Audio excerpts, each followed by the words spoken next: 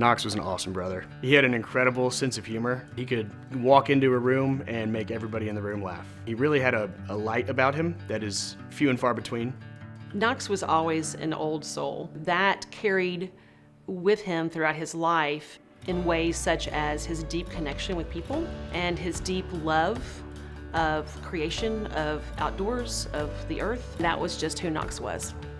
Knox was just a character. He was a real people person. He was kind of an enigma. Everyone loved to be around him.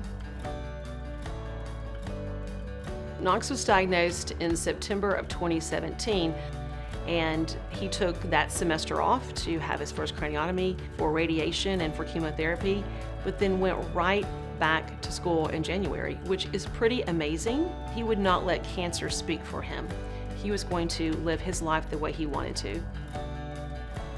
After we lost Knox, we knew that we had to do something. We knew that we couldn't just sit idly and watch as other people's Knoxes, suffered the same diagnosis that he received. So myself, my family, a core group of Knox's friends, we all banded together and we started the Knox Martin Foundation. The foundation really has its roots back when Knox was fighting. He verbalized more than once that he had hoped that he would be able to start a foundation to potentially help other patients. Obviously, when he passed away, we knew that we would be carrying that torch. One of the Martin's friends wanted to start a fund to pay for his funeral expenses.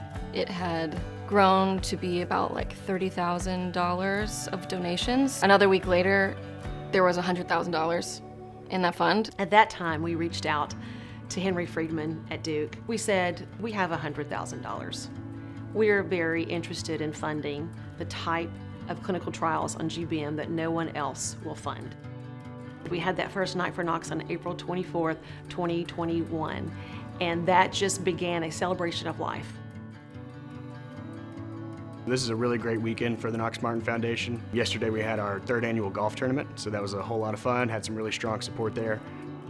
We have a Fall Fest where we have Nashville singer-songwriters coming into town who have been affected by brain cancer themselves, someone in their community, and share in this hope and the process of making it better for someone else. It's really cool to get people involved who maybe don't have a lot of philanthropic experience, but they just want to do something to commemorate Knox or just to commemorate their loved one who was lost to brain cancer.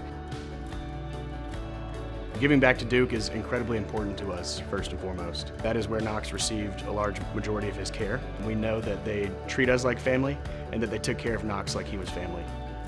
The care that we received at Duke was unsurpassed in terms of accessibility and in terms of approachability. Because of the innovation, because of the clinical trials, because of the experience of the surgeons and the clinical team there absolutely is hope. We have been blessed with gifts from 2, possibly 3 private foundations. Everybody else that has helped contribute the $1.35 million to research GBM at Duke in the past 4 years, those are individuals. We are just incredibly honored and humbled to be the recipients of this year's Shingleton Award. We all work incredibly hard here for the foundation and to honor Knox and his legacy. What inspires us to keep it going is hearing the stories of how these new clinical trials and the treatments that are coming from them are impacting others. That is just an unspeakable blessing, and that is the hope and the driver for all of us at the Knox Martin Foundation, that there would be many more Knoxes that are in their 20s but survive to get married, survive to have a family. That is the hope. I talk to Knox all the time still. He'll always be my best friend, and so we still have conversations. I know he's looking down over me, and just being able to honor him through what I do makes me a proud younger brother.